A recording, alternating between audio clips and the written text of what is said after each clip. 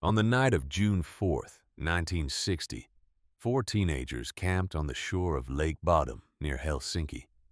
By morning, three were dead.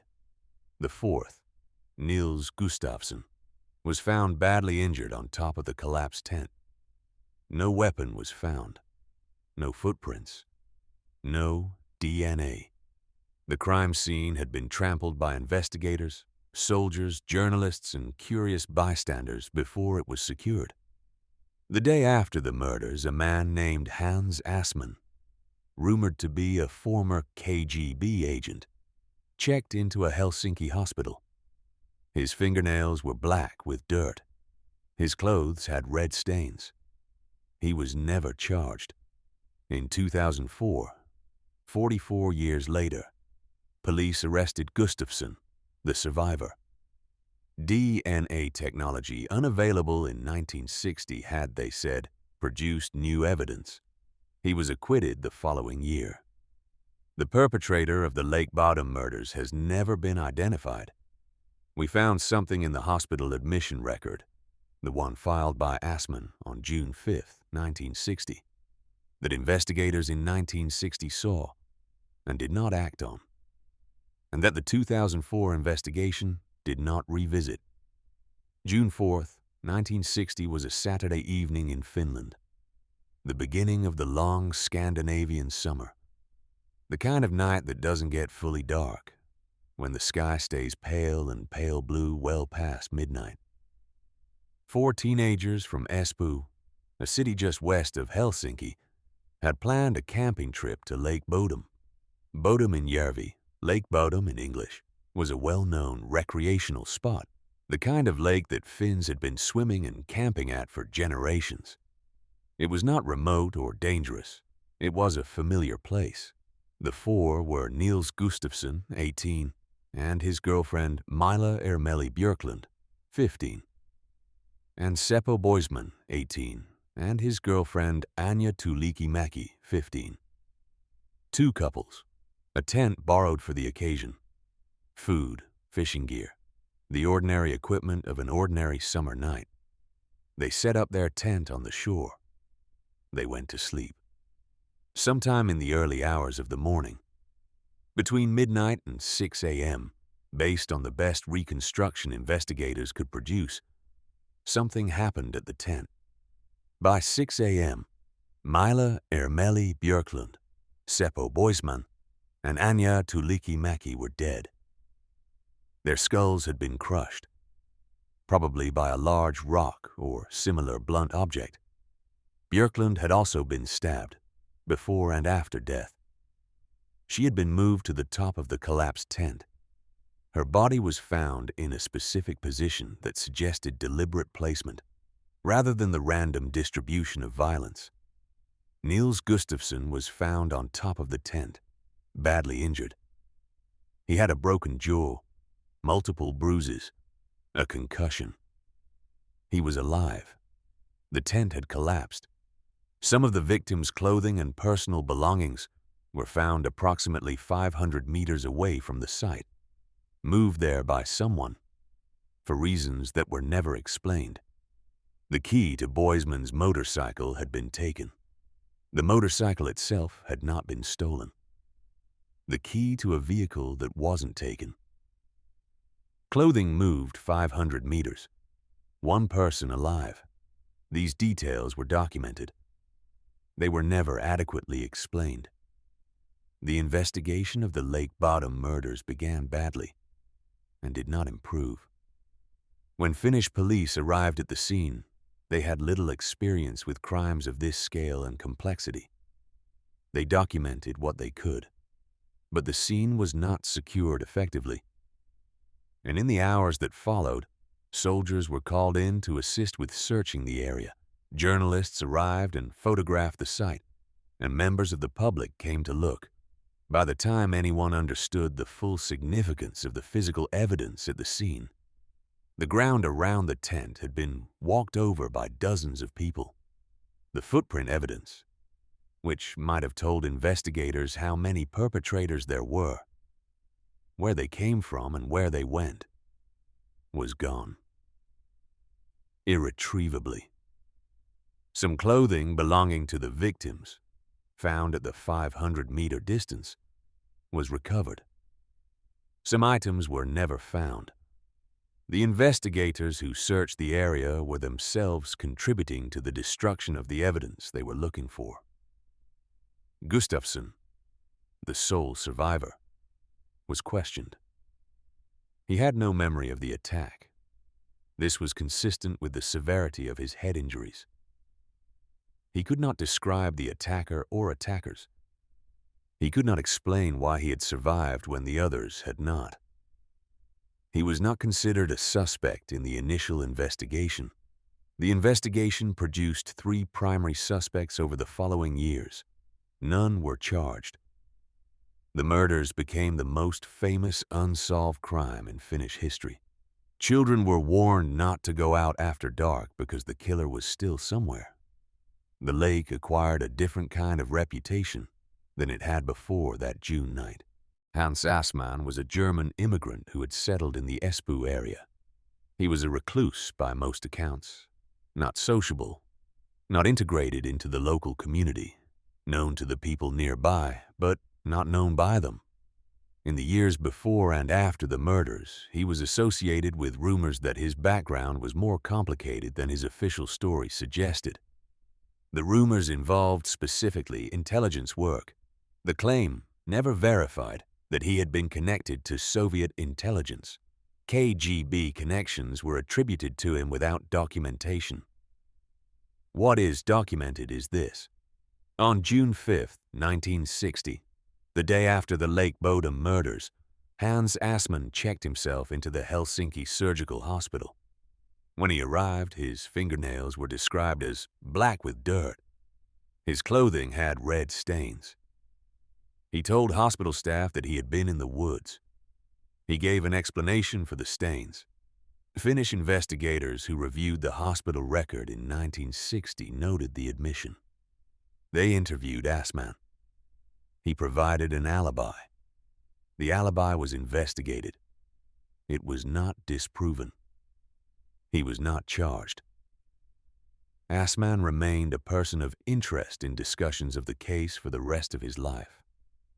He died in 1996, without having been charged with anything in connection with Lake Bodom, and without, as far as public records show, having fully explained his condition on the morning of June 5, 1960.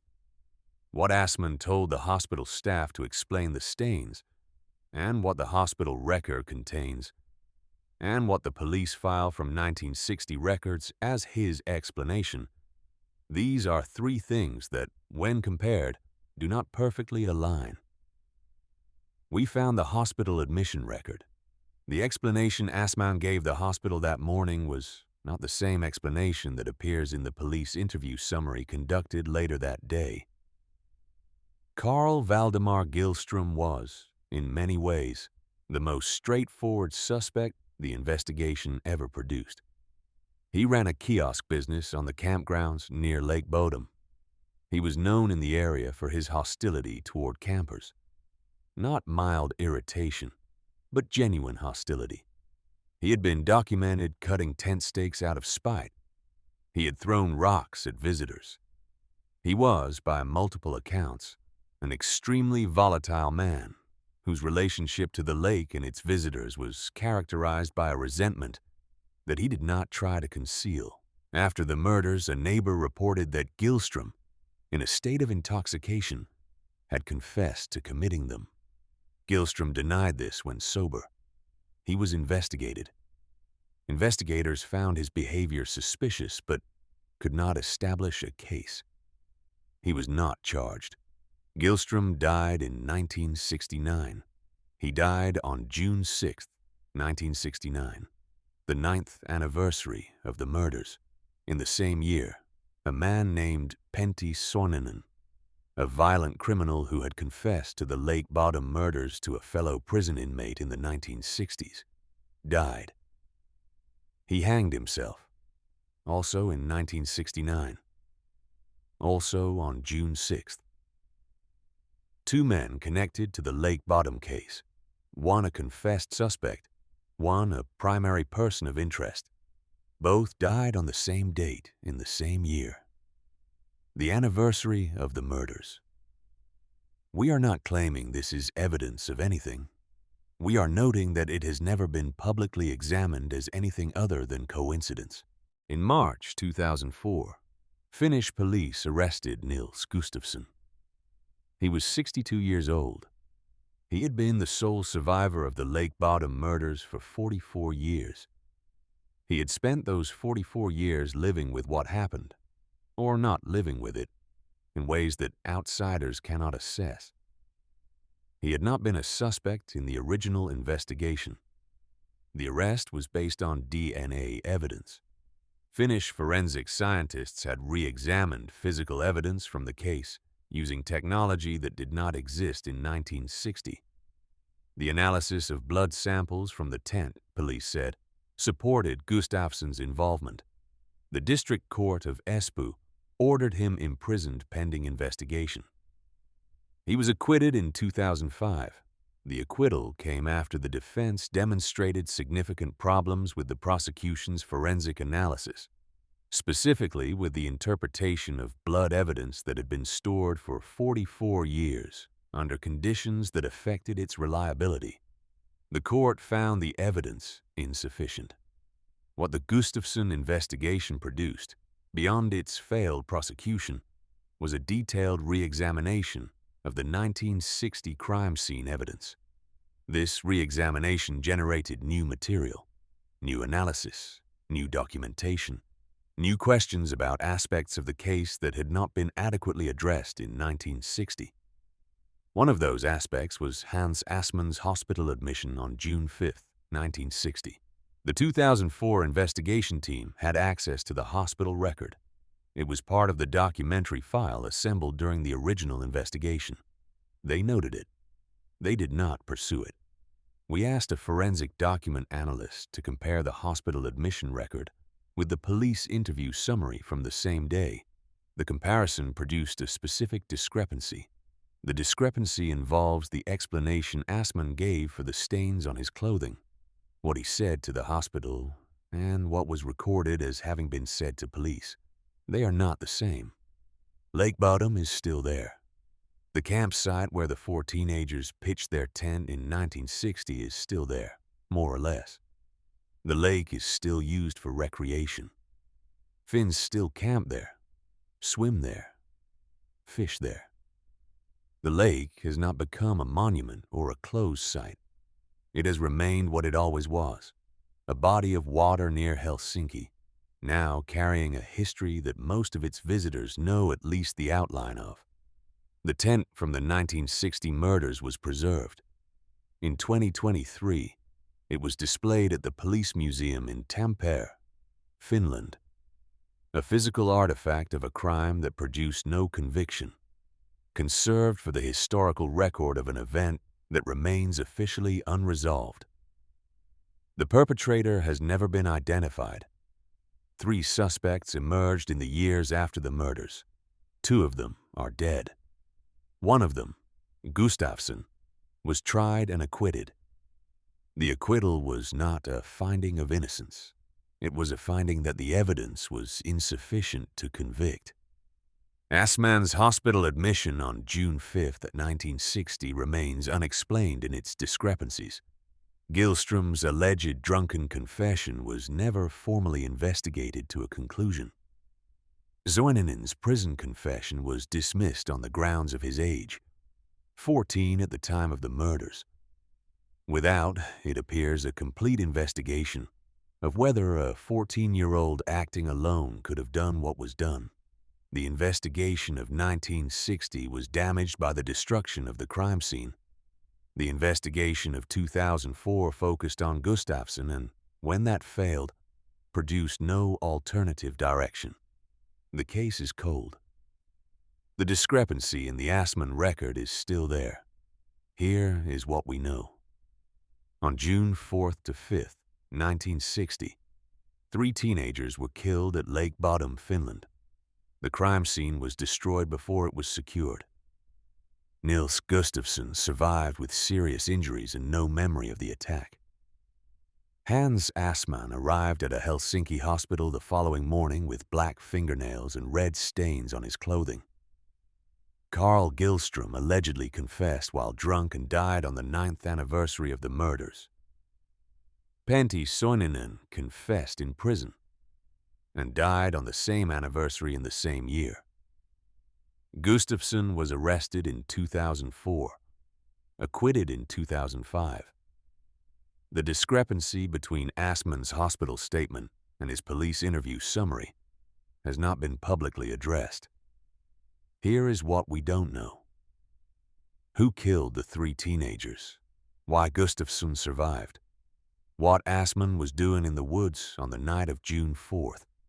Why Gillström and Soininen both died on June 6, 1969? What the discrepancy in the Assmann record means?